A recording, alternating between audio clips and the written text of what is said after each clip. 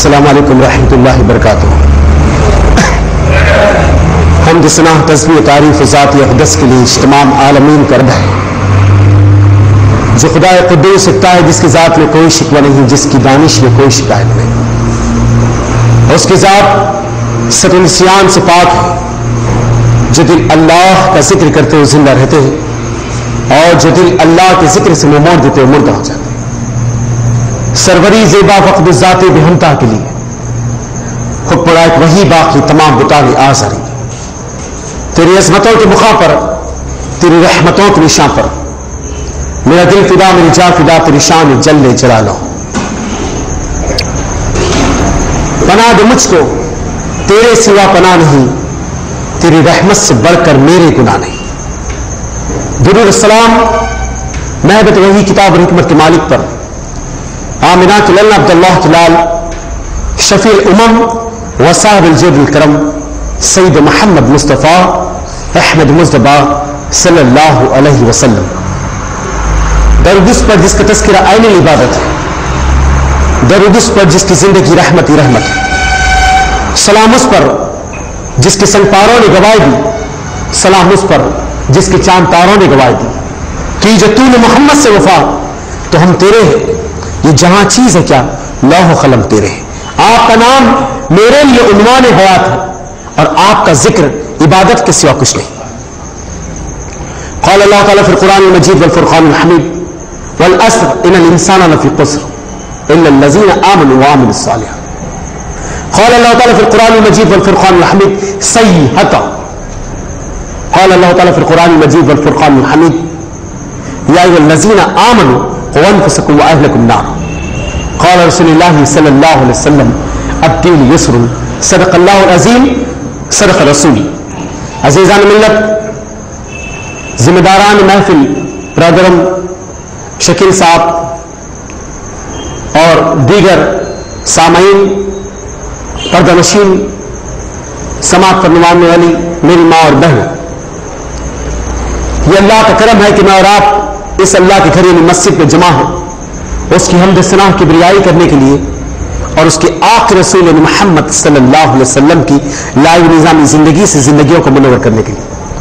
عزیزان ملت، یوں تو دنیا میں انسان کو بھیجنے کا مقصد اللہ کے پاس ایک ہی ہے، چاہے وہ جنس ہو چاہے وہ انس ہو، کہ وہ اللہ کی بزرگی اور برتگی بیان کرے اور اس کے سجدے میں اپنے ماتھے کو ضم کے۔ یہی مقصد ہے اللہ رب العزت کا۔ جو قوم سرکشی کی طرف آ جاتی ہے اور جو قوم اللہ کی باغی اور غدار بن جاتی ہے تو اللہ اپنی کتاب قرآن کریم میں قیامت تک آنے والی پوری انسانیت کو اللہ نے ایک انداز میں سمجھا دیا اور بتا دیا ہے کہ جو قوم شرکس ہو جاتی ہے، جو قوم اللہ کی باغی اور غدار ہو جاتی ہے، اللہ اس قوم کے صفحہ ہستی سے میٹ دیتا ہے۔ تو ذہن ملت، آج قرآن کے اس گہری آیتوں کو اگر ہم کھنگالنے کی کوشش کریں گے، اس کے ضمن میں اگر ہم سمجھنے کی کوشش کریں گے تو اللہ رب العزت یہ کن قوموں کے واقعات کو اور کن قوموں کے اللہ رب العزت حجت ہے۔ تو ذہن ملت، الغرض یوں تو لوط علیہ السلام کی قوم تباہ ہوئی، نوح علیہ السلام کی قوم تباہ ہوئی، حضرت ہود علیہ السلام کی قوم تباہ ہوئی، یوں کئی ایسے قوم تباہی کا تذکرہ اللہ باپ کا بیان کیا ہے۔ ویسے تو سورہ یاسین میں اللہ تعالیٰ ان 3 نبیوں کا ذکر کر رہا ہے۔ ہم تو قرآن پڑھتے ہی ہیں اور ہم تو صرف یہ سمجھتے کہ سورہ یاسین صرف مردوں کے سامنے پڑھنے کی کتاب ہے۔ بے شک اسی سورہ یاسین میں اللہ تعالیٰ کر رہا ہے یہ کتاب ہدایت ہے زندوں کے لیے نہ کہ مردوں کے لیے۔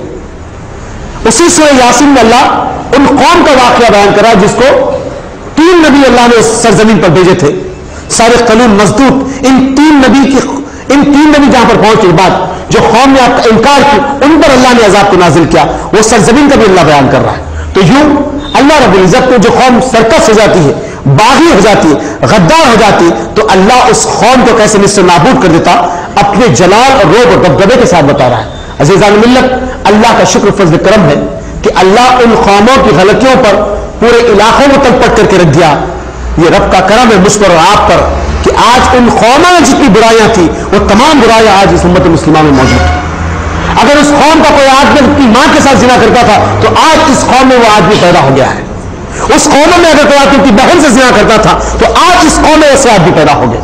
अगर वो कौम लूत की कौम अगर मर्द के साथ सोबत की बुनियाद पर तबाह हुई तो आज वो अमल इस कौम में मौजूद है।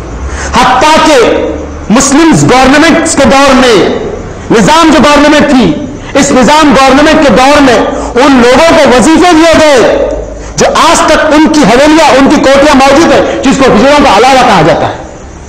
अफसोस जो कौमें अल्लाह के मासिवा गैर फितरी अमल करती है, उस कौमों को चंदा देकर वजीफे देकर उनके महल और कोठियां दिया गया। ये तमाम बुराइयां उस कौमों में थी, इस कौम में मौजूद है। लेकिन उसके बावजूद भी उसका कर्म फजल है मुझ पर और आप पर कि अल्लाह ने इस कौम को बाकी और बरकरार रखा है।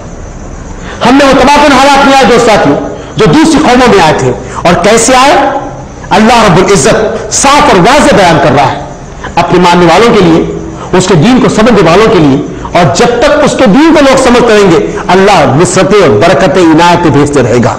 जिस दिन कौम अपनी अना में तकब्बुर और गुरूर में आ जाएगी तो अल्लाह अपना साया फिगन हटा लेगा, अपना हाथ ऊपर से हटा लेगा और इनको जैसे कुत्ते और बिल्लियों के हवाले से चिचड़ों को या गोश्त को कर दिया जाता है, वैसे जमीन के दरिंदों के हवाले हमें कर दिया जाएगा। जैसे आज पूरी दुनिया में शक्ल हमारी नजर आ रही है, जैसे आज पूरी दुनिया में हमारी शक्ल नजर आ रही है, क्योंकि आज हमको अपना ही जायजा लेना है और तसव्वुर करना है कि कहां हमसे खामियां हो रही है, एनालाइज करना है, सर्च करना है अपने आप के ऊपर कहां हमसे छूट हो रही है। कहीं हम अपने माँ बाप के हकूक तो नहीं छीन रहे, कहीं हम अपने बीवी बच्चों के हकूक तो नहीं छीन रहे, कहीं हम पड़ोसी के हकूक तो नहीं छीन रहे, कहीं अपने खानदान का हकूक तो नहीं छीन रहे, कहीं अपनी औलाद का हक तो मार के नहीं खा रहे, कहीं हम अल्लाह के हकूक में कहीं दगाबाजियां तो नहीं कर रहे, कहीं हम कुरान और हदीस में मिलने में तो होने वाले काम तो नहीं कर रहे, कहीं हम कुरान हदीस में अपनी ओर से कोई एक्स्ट्रा चीजें तो ऐड नहीं कर दे रहे, कहीं हम रब के घरों पर बैठकर अफ्वाहों कैसे जमे तो नहीं। हमें अपने आप को एनालाइज करना है दोस्तों, हमें गौर करना है। यहां आज हम अपना जायजा लेने वाले बने, उसके बाद सोचे कि अल्लाह इस कौम पर अजाब लाए तो क्यों ना लाए। वो तमाम तबाकुल हालात जो दूसरी कौमों में थी आज हमारे पास मौजूद है। लेकिन दोस्त साथियों ये अल्लाह का करम है कि अल्लाह अपने हबीब मोहम्मद सल्लल्लाहु अलैहि वसल्लम की इस उम्मत पर रहमत नुसरत इनायत बरकत नाजिल किया। हम कोशिश ये करेंगे हमारी सांस में सांस जब तक बाकी है कि हम इस अल्लाह के बंदों के हर एक घर तक पहुंचे, हर कच्चे और पक्के मकान में पहुंचे और उसके दीन को गालिब करने की कोशिश करें, लिल्लाहियत के साथ, हमदर्दी के साथ, मोहब्बत के साथ, खुलूस के साथ, शीरीन जबान रखकर। मेरे दोस्त साथियों यही एक पहलू मेरे और आपके सामने। आइए अलगर्ज जो कौम तबाह हुई अल्लाह कैसे बयान कर रहा है। वो इलाका जिसको आज मदाइन की सरजमीन कहा जाता है, वो इलाका जो सऊदी अरब और शाम के बीच में है, जो कुछ हिस्सा शाम की सरजमीन में जिसको सीरिया कहते वहां लगता है और कुछ हिस्सा सऊदी अरब की सरजमीन पे वलमिल की पहाड़ियों के करीब करीब है। एक तरफ वो इलाका जिसको जॉर्डन कहते उर्दून, और एक तरफ ऊपर का हिस्सा जिसको शाम सीरिया कहते, उसके हिस्से का इसको सऊदी अरब कहते, उसके बाद जो फलस्तीन की सरजमीन, उसके बाद वो समंदर शुरू होता है जिसको बहर मौत डेड सी कहा जाता है। ये एक नक्शा है उस सरजमीन का जहां अल्लाह अपने उस कौम के ऊपर अपना गजब नाजिल किया। वो इलाका शुरू से ही अल्लाह के अजाब में आया हुआ है। साल मदाइन की वादी कहा गया है। वो मदाइन की सरजमीन, वो हिस्सा जहां पर आद और समूद के लोग रहा करते थे, अल्लाह उस कौम ने इतनी बरकतें दिया था और इतना फन अल्लाह उस कौम के हाथ में दिया था। और उस कौम की नियामतों के बारे में क्या कहा जाए कि अल्लाह उनके हाथ में फन दिया, किसी पत्थर को मारते जैसा कोई मोम को उखाड़ देता है वैसे पत्थर को उखाड़ के अपने हाथों से महल घरे बना के रहा करते थे। आज भी वो कोठियां, वो घर आज भी मौजूद है जो वीरान खंडेरों की शक्ल में है, जो अपने हाथों से तराश कर रहा करते थे। इतनी खूब अल्लाह ने उनके पास दिया, लहरात बागात, खेत खलियान और एक से एक हसीन जमीन चेहरे। हैत के बारे में दोस्तों साथियों हालिया 1-2 साल पहले सऊदी गवर्नमेंट मदाइन के करीब करीब जो उसकी सरजमीन है वहां पे रोड को बनाने के लिए एक हिस्से को उन्होंने जमीन को ब्लास्ट किए, वहां से एक इंसान का जिस्म का ढांचा निकला जिसकी हाइट के बारे में कहा गया 80 फीट का था। 2, 3, 4, 5 दोस्तों साथियों وہ منصف اور سیاست کے اندر کی کٹنگ میرے پاس گھر میں موجود ہے. انٹرنیٹ پہ بھی وہ فوٹوز آئی ہے جس کی کھوپڑی 7 فٹ کی ہے. انسان کے جسم کی جو کھوپڑی ہے 7 فٹ کی. سال مدائن کے علاقے کے اندر یہی سال مدائن کی وہ قوم تھی جس پر اللہ اپنا عذاب نازل کیا تھا. جس کے قد کے بارے میں کیا کہیں گے؟ جس کی 80 یا 90 فٹ کا ایک آدمی تھا. اور خود تاریخ کے اوراق میں لکھنے والوں نے لکھا حضرت آدم علیہ السلام کی عمر کے بارے میں اور آپ کی ہائٹ کے بارے میں 184 فٹ کے تھے.